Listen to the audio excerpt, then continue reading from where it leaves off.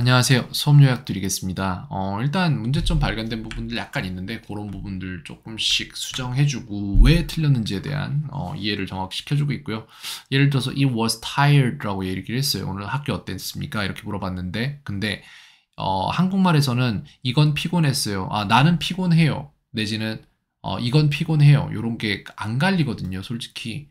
예를 들어서 나는 지루해요 라고 말할 때 나는 지루해요라는 말은 사실상 다의적이에요. 내가 지루한 사람이라는 건지 아니면 내가 지루해진 상태라는 건지. 근데 영어에선 그걸 구분을 해요. 그래서 그런 부분들을 이해를 하고 비교점을 구분점을 찾아서 잘 사용하는 게 중요합니다. 그런 부분 이제 숙제로 제가 만들었겠죠.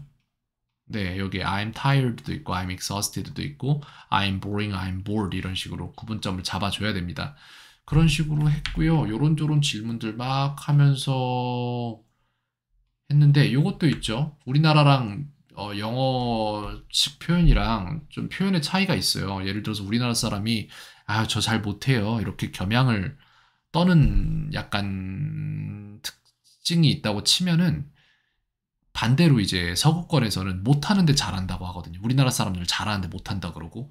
그래서 우리나라 사람이 저 이거 잘 못해요.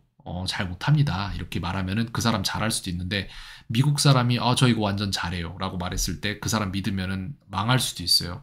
예, 중국도 마찬가지고.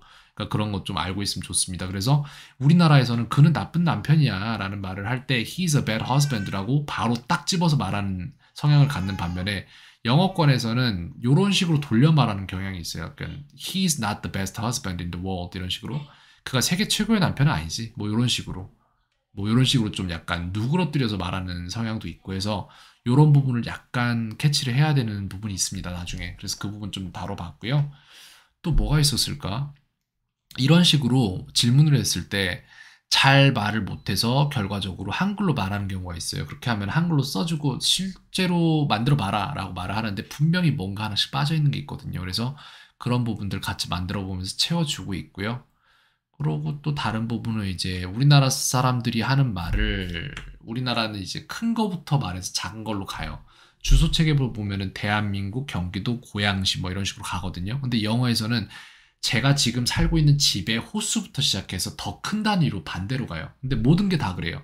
예를 들어서 제가 이 책상 위에 있는 텀블러를 설명을 할 때 우리 집에 있는 내 방에 있는 내 책상 위에 있는 내 텀블러라고 얘기를 하죠. 근데 영어는 반대죠. 내 텀블러, 책상 위에 있는, 내 방에 있는, 내 집에 있는 이렇게 간단 말이에요.